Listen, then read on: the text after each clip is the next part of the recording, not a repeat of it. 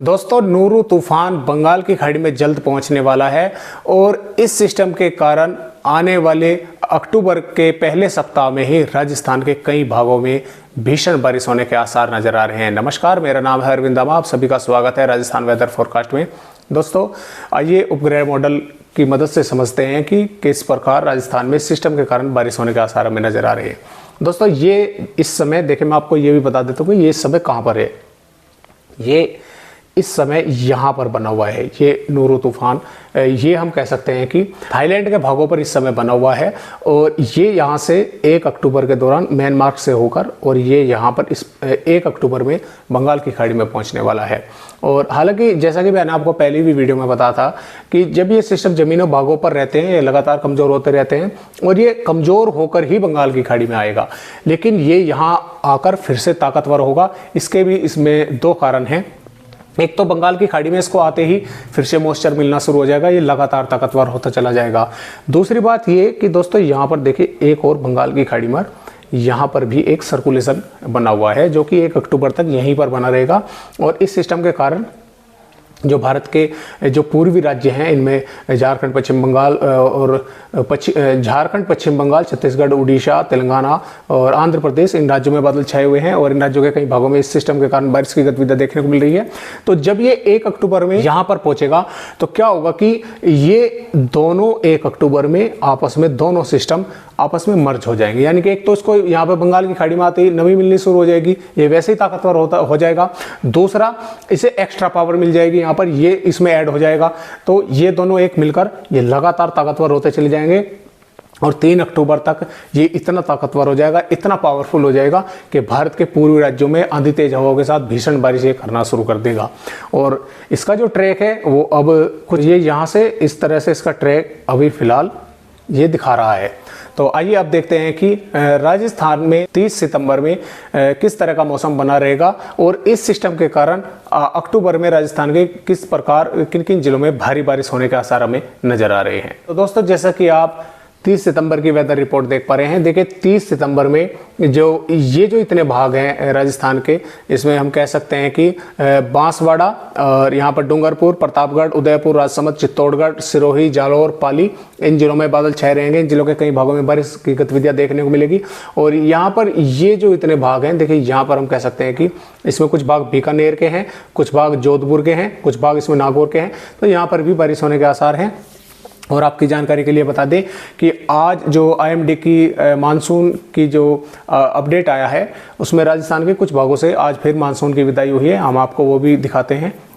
ये देखिए दोस्तों, 20 सितंबर से 20 सितंबर में देखिए मानसून की विदाई राजस्थान के इन भागों से हो गई थी। यानी कि हम कह सकते हैं कि बीकानेर और नागौर के कुछ भाग थे, इसमें जोधपुर, बाड़मेर, जालौर, इन जिलों से मानसून की विदाई हो चुकी थी। और 20 सितंबर से 28 सितंबर के दौरान मानसून की कोई विदाई नहीं हुई थी, ये यहीं पर रुका हुआ था। लेकिन आज 29 सितंबर में जम्मू कश्मीर, पंजाब के अधिकांश भाग और हरियाणा के लगभग अधिकांश भागों से, और यहाँ से हम कह सकते हैं कि गंगानगर, हनुमानगढ़, झुंझुनू, चूरू, सीकर और अलवर, जयपुर, दौसा, अजमेर और यहाँ तक बाड़मेर, ये जो भाग हैं इतने, इनमें मानसून की विदाई आज हो चुकी है।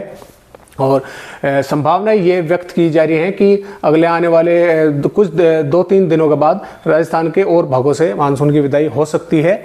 और जैसा भी होगा हम आपको वीडियो के माध्यम से जानकारी देते रहेंगे। अब देखते हैं कि किस प्रकार उस सिस्टम के कारण राजस्थान में फिर से बारिश होने के आसार हमें नजर आ रहे हैं। तो दोस्तों, जैसा कि आप देखें 2 अक्टूबर की हम रिपोर्ट देख पा रहे हैं। 2 अक्टूबर में भी राजस्थान के कुछ भागों में यहाँ पर बांसवाड़ा, प्रतापगढ़, चित्तौड़गढ़, राजसमंद, उदयपुर, डूंगरपुर, इन जिलों में बादलों की आवाजाही रहेगी, क्योंकि यहाँ पर मौसमी सिस्टम बना हुआ है। इसके कारण में बारिश की गतिविधियाँ, बादल छाएंगे और बारिश की गतिविधियाँ देखने को मिलेगी। और यहाँ पर हम कह सकते हैं कि 3 अक्टूबर में लगभग राजस्थान में मौसम साफ देखने को मिलेगा। 4 अक्टूबर में भी राजस्थान में मौसम साफ बना रहेगा।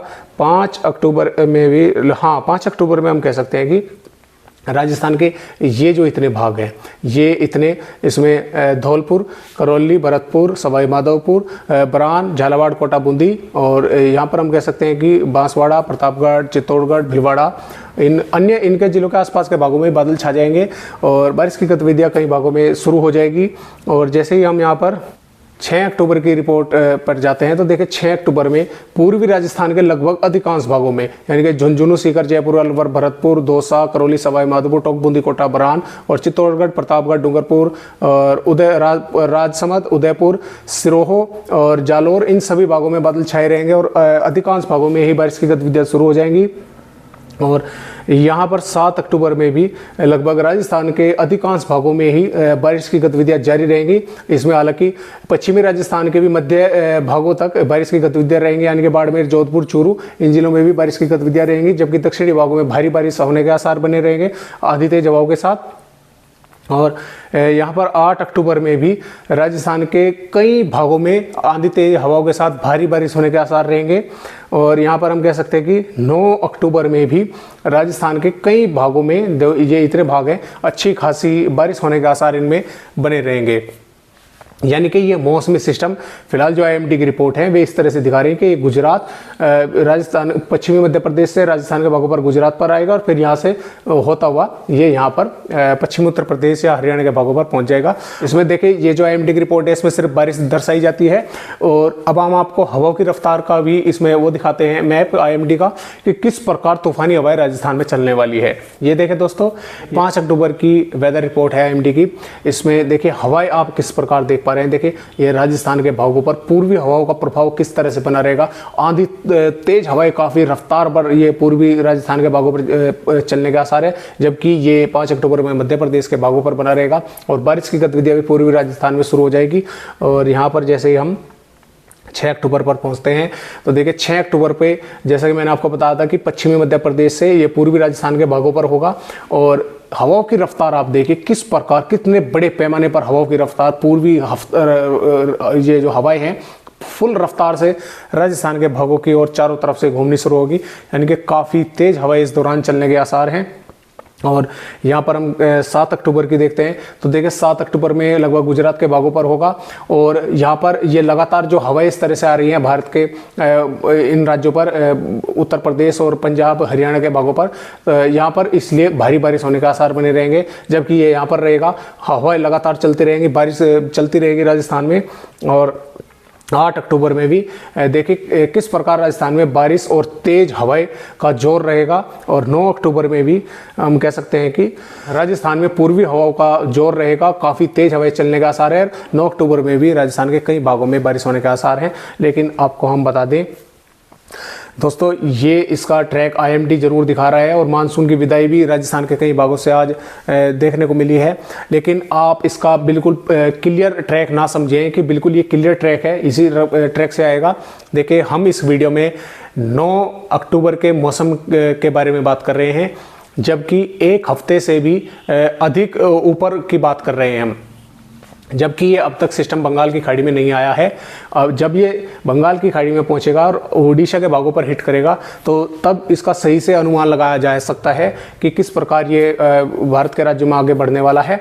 लेकिन जो ये आंकड़े लगाए जाते हैं, जो रिपोर्ट बनाई जाती है, विश्लेषण किया जाता है इनका, वो इस प्रकार किया जाता है क्योंकि उसमें कंप्यूटर में हवाएं जो है वो हवाओं के आधार पर ही इनको लगाता है कि दक्षिणी पश्चिमी हवाओं कितनी रफ्तार से रहेंगी उस समय और इस सिस्टम का कितना बड़ा दायरा है, इसकी किस तरह से ये हवाएं इतने बड़े एरिया में इसकी हवाएं घूमेगी, ये हवाएं इसकी हवाएं को काट देंगी, यानी कि इन दोनों हवाओं के आपस में कि इसकी हवाएं इस पर प्रभावी रहेंगी या नहीं रहेंगी। तो उस हिसाब से सैटेलाइट पकड़कर सैटेलाइट उसको कंप्यूटर में डाटा को भेजती है और कंप्यूटर फिर विश्लेषण करके उस पर जब ये उस प्रकार रिपोर्ट बनाई जाती है कि ये इस तरह का, देखिए ये अभी एक अनुमान है इसका, सही मैं जैसा आपको बता रहा हूँ कि जब ये उड़ीसा के भागों पर हिट करेगा सही से अनुमान इसका जब भी लगाया जा सकता है। तो इस पर आप सभी भाइयों की क्या राय है कि ये राजस्थान के भागों से होकर निकलेगा या नहीं निकलेगा। अगर ये राजस्थान के भागों से होकर निकलता है तो इसका काफ़ी भारी नुकसान राजस्थान को के किसान भाइयों को उठाना पड़ेगा, क्योंकि इस बारिश का इतना अधिक फायदा नहीं हो पाएगा इस समय जितना कि इसका नुकसान होगा। कि राजस्थान में भी कई फसलों की कटाई का समय आ चुका है, कटाई या कुछ भागों में लग चुकी है और नई फसल की बुआई करने का समय आ गया है। तो इस बारिश की वजह से सब व्यवस्था चौपट हो जाएंगी, सब व्यवस्था व्यवस्था खराब हो जाएंगी। तो इसलिए इस सिस्टम पर आपकी सभी भाइयों की क्या राय है कि ये राजस्थान के भागों पर पहुंचेगा या नहीं पहुंचेगा, या किस तरह का सिस्टम रहेगा, तो आप हमें कमेंट करके ज़रूर बताएं। और इस सिस्टम के बारे में जो भी नए अपडेट हमारे पास आएंगे, जो भी नए ट्रैक इसके बारे में हमारे पास नए आते रहेंगे, या जिस भी तरह की स्थिति इस सिस्टम की राजस्थान पर बारिश की या हवा की बनेगी, हम आप सभी को वीडियो के माध्यम से डेली जानकारी देते रहेंगे। तो आज की वीडियो में बस इतनी जानकारी, एक नई जानकारी के साथ आप सभी दोस्तों से फिर मिलते हैं। तब तक के लिए सभी दोस्तों को नमस्कार।